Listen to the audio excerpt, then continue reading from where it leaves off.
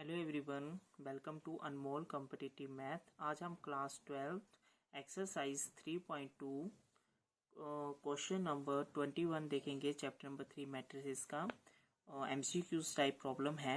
Assume X Y Z W and P R matrices of order 2 cross N 3 cross K 2 cross P n cross 3 and p cross k respectively. Choose the correct answer. The restriction on NKP show that PY plus WY will be defined are। तो इसमें से एक को हमने टिक करना है।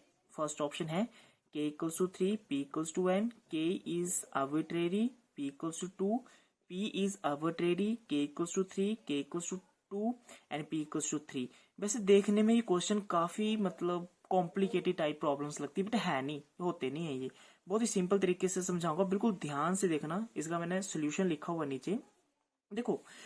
सबसे पहले हमें क्वेश्चन में गिवन दिया हुआ है, चलो यहां से बता देता हूं। क्वेश्चन में गिवन दिया हुआ है कि जो आपका एक्स है ना, उसका जो ऑर्डर है वो आपका 2 क्रॉस एन है। बाय का क्या है ऑर्डर 3 क्रॉस के, जेड का क्या है 2 क्रॉस पी, डब्ल्यू का एन, मतलब इस तरीके से ये अपने अपने ऑर्डर दिए गए हैं। तो यहाँ पर भी मैंने वही लिखा हुआ है कि एक्स का ऑर्डर क्या है, वाई का ऑर्डर क्या है, जेड का ऑर्डर क्या है, डब्ल्यू का ऑर्डर क्या है और पी का ऑर्डर क्या है। ठीक है, उसके बाद हमें क्वेश्चन में बोला गया है कि P by plus W by के लिए हमें डिफाइनिंग लिखनी है। ठीक है, तो देखो पी जो है उसका जो ऑर्डर है वो पी क्रॉस के है, तो इसके मैंने नीचे लिख दी। और वाई जो मतलब कौन सी, पी जो एक मैट्रिक्स है, वाई भी एक मैट्रिक्स है, मगर किस ऑर्डर में वो हमें बताई गई है।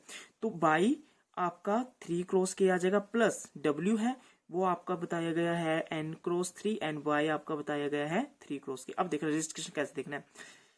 अब इस p के साथ ये वाला आपने 3 देखा, ठीक है, p के साथ आपने ये 3 देखा, ठीक है, p के साथ ये 3 मिल रहा है, ठीक है, इसके साथ साथ आपका ये k इक्वल्स टू 3 मिल रहा है और आपका ये डिफाइनिंग इस तरीके से, मतलब ये आपकी रिस्ट्रिक्शन इसके साथ बन रही है और इसको इसके साथ चेक कर सकते हैं, मतलब कर सकते हैं, आप देख सकते हैं। ठीक है, ऐसा कुछ नहीं है, मगर आपके पास यहाँ पे p इक्वल्स टू 3 है बट k इक्वल्स टू 2 नहीं है।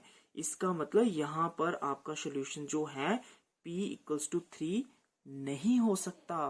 ठीक है, ये बात ध्यान रखना, p इक्वल्स टू 3 सोल्यूशन नहीं हो सकता। आपने रिस्ट्रिक्शन दी हुई है k इक्वल्स टू 3, तो आपने k इक्वल्स टू 3 ही यहाँ पर लेना है। ठीक है, इसको इसके साथ, और क्यों k इक्वल्स टू 3 क्यों लिया, क्योंकि हमें यहाँ पे बताया गया है कि ये जो आपका ऑर्डर है वो भी 3 ऑर्डर का और ये भी 3 ऑर्डर का है।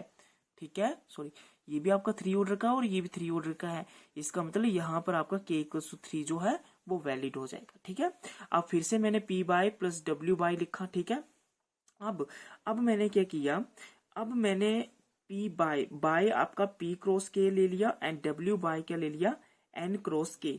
ठीक है, मतलब मैंने दोनों तरफ y के लिए हैं, किसके लिए हैं y के। ठीक है, अब देखो y के मैंने ले लिए।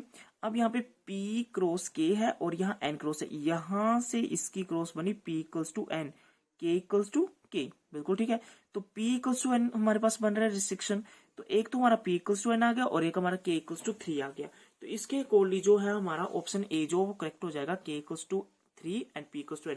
हमें देखना है कि रिस्ट्रिक्शन हमारी किस तरीके से बन रही है। ठीक है, अब ये ध्यान रखना, यहाँ पे y है, यहाँ पे y, तो y का y के साथ कॉम्बिनेशन देखना है। ठीक है, यहाँ पर हमने k इक्वल्स टू 3 देखा क्योंकि यहाँ पे 3 इक्वल्स टू 3 है, तो हमने k इक्वल्स टू 3 देख लिया। ठीक है, क्योंकि हम p और 3 देखते तो p हमें यहाँ पे इक्वालिटी नहीं बताई गई है। ठीक है, तो इस तरीके से हम इसको चेक कर सकते, तो ऑप्शन ए ठीक हो जाएगा।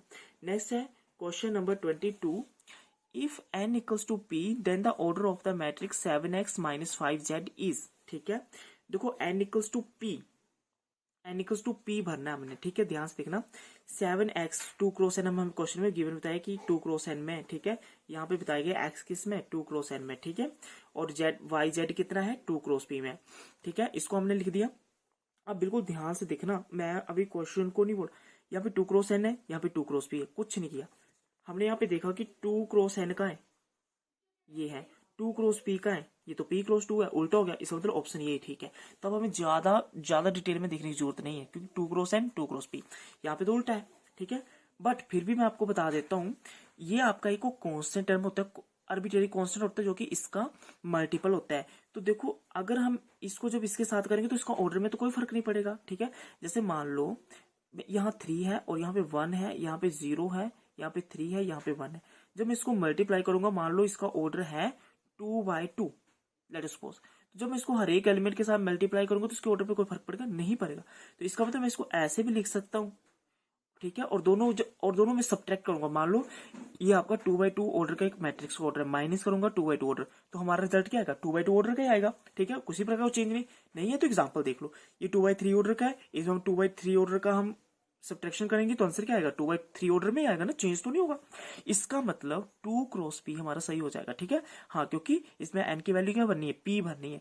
तो यहाँ p भर दिया फॉर एग्जाम्पल, ये 2 क्रॉस n तो 2 क्रॉस p, ठीक है। तो और यहाँ पर 2 क्रॉस p आ गया, बट हमें यहाँ पे क्वेश्चन के अकॉर्डिंग 2 क्रॉस n करना पड़ेगा क्योंकि यहाँ पे उल्टा p क्रॉस 2 है, ठीक है। बात समझ में आ गई होगी, ठीक है। तो हम क्या लिखेंगे? 2 क्रॉस n, ठीक है।